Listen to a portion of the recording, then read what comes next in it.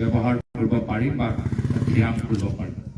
তো এইখিনি কথা শুনি কেন্দ্ৰীয় চৰকাৰে আমাক জনালে, মন্ত্ৰী মহোদয়ে নিজে ক'লে যে হয় যে আজি মহিলাৰ প্ৰতিনিধি আমাক লাগে, আলোচনাত তেওঁলোকৰ উপস্থিতি হ'লে ভাল কথা।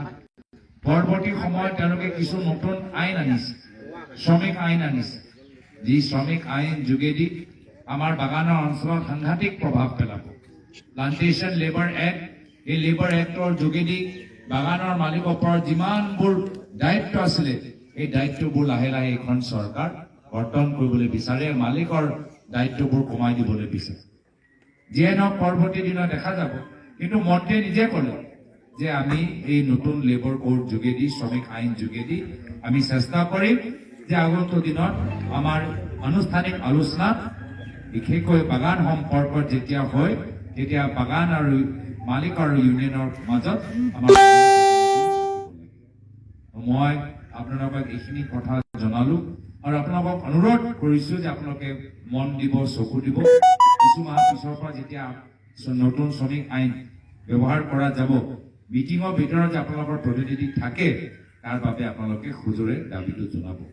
কোনো ক্ষেত্ৰত আমাৰ মহিলা শ্ৰমিকসকলৰ প্ৰতিনিধি এই ধৰণৰ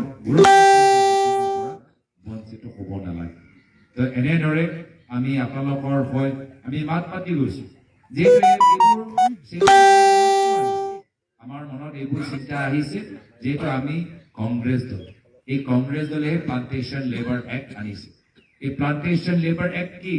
যি এক্ট যোগেদি শ্ৰমিকসকলৰ অধিকাৰ আমি আইনৰ ভিতৰত সোমাবলৈ আমি সফল হলো। মালিকৰ ওপৰত তেওঁলোকৰ দায়িত্ব আইনৰ যোগেদি আমি তেওঁলোকৰ ওপৰত চাপি দিবলৈ সক্ষম হলো। এয়া হ'ল কংগ্ৰেছ দলৰ চিন্তা। আৰু সেইকাৰণে আজিও যদি নতুন শ্ৰমিক আইন লৈ আমি যথেষ্ট চিন্তা কৰিছো, সদনৰ ভিতৰত আমি নিজৰ চিন্তা ব্যক্ত কৰিছো, কিন্তু মহিলাৰ ওপৰত আমি বিশেষকৈ জোৰ দিবলৈ বিচাৰো। আৰু আজি অহা দেওবাৰে মই আপোনালোকক জনাবলৈ বিচাৰো যে প্ৰদেশ কংগ্ৰেছে দেখিছে যে বাগানৰ ভিতৰত আটাইতকৈ যদি কলংকিত আঁচনি সেয়া হৈছে আমাৰ জল জীৱন আঁচনি। এই জল জীৱন আঁচনি বহুতে কয় নল আছে পানী নাই, হয় নে নহয়? নল আছে জল নাই বহুতে কয়। তো এনেধৰণৰ আমি এটা প্ৰতিবাদ অহা দেওবাৰে 21 তাৰিখে বিভিন্ন বাগানত আমি কৰিবলৈ আৰম্ভ কৰিছো। আমি এটা ষ্টিকাৰ লম, যি ষ্টিকাৰত নল আছে জল নাই, এনেধৰণৰ আমি ষ্টিকাৰ।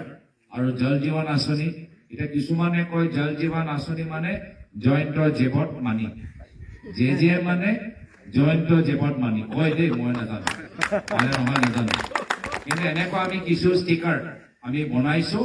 আৰু য'ত য'ত জল জীৱন আঁচনিবোৰ কাম কৰা নাই, তাত গৈ আমি ষ্টিকাৰটো লগাই দিম। কিয় লগাই দিম? যে কেন্দ্ৰীয় চৰকাৰৰ মনত চকু পৰক, ৰাজ্য চৰকাৰৰ চকু পৰক। তেওঁলোকে যে কয় বা আমি বহুত ভাল কাম কৰিলো, চাওক আমাৰ ষ্টিকাৰবোৰ চাওক, আৰু য'ত য'ত কামবোৰ হোৱা নাই তাত কামখিনি শুদ্ধ। আমি তেওঁলোকৰ ভুল আঙুলিয়ে দিয়াৰ বাবেহে আমি এইখিনি কাম কৰিছো। আমাক কৃতজ্ঞতাহে জনাব লাগে যে আমি দেখাই দিছো যে ক'ত ক'ত কাম কৰা নাই। এই ধৰণৰ ষ্টিকাৰবোৰ আমি বিভিন্ন জিলাত, বিভিন্ন ব্লকৰ ভিতৰত আমি বিতৰণ কৰি দিম। আমি এনেধৰণৰ কামবোৰ আপোনালোকৰ হৈ আমি মাত মাতিবলৈ বিচাৰিম। নহ'লে আজিৰ তাৰিখত এইখন চৰকাৰ ডাঙৰ মানুহৰ চৰকাৰ, ডাঙৰ ঠিকাদাৰৰ চৰকাৰ, ডাঙৰ চিণ্ডিকেটৰ চৰকাৰ, বালি চিণ্ডিকেটৰ চৰকাৰ, পাথৰ চিণ্ডিকেটৰ চৰকাৰ।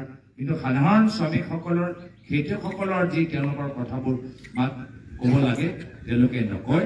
নিৰ্বাচন পূৰ্বে 2-3 মাহ আগত কিছুমান নিৰ্বাচনী কামবোৰ কৰি আছে, চমকৰ কামবোৰ কৰি আছে, কিন্তু যোৱা 5 বছৰ এটা কাম যদি বাগানৰ সম্পৰ্কত তেওঁলোকে কৰিছে, সেয়া হ'ল যে বিজেপি দলৰ ভাই ককায়েকৰ নামত বিভিন্ন ঠাইত তেওঁলোকে বাগানবোৰ কিনিছে, বিভিন্ন ঠাইত তেওঁলোকে বাগানবোৰ কিনিলে, নিজৰ নামত বাগানবোৰ লৈ আনিলে।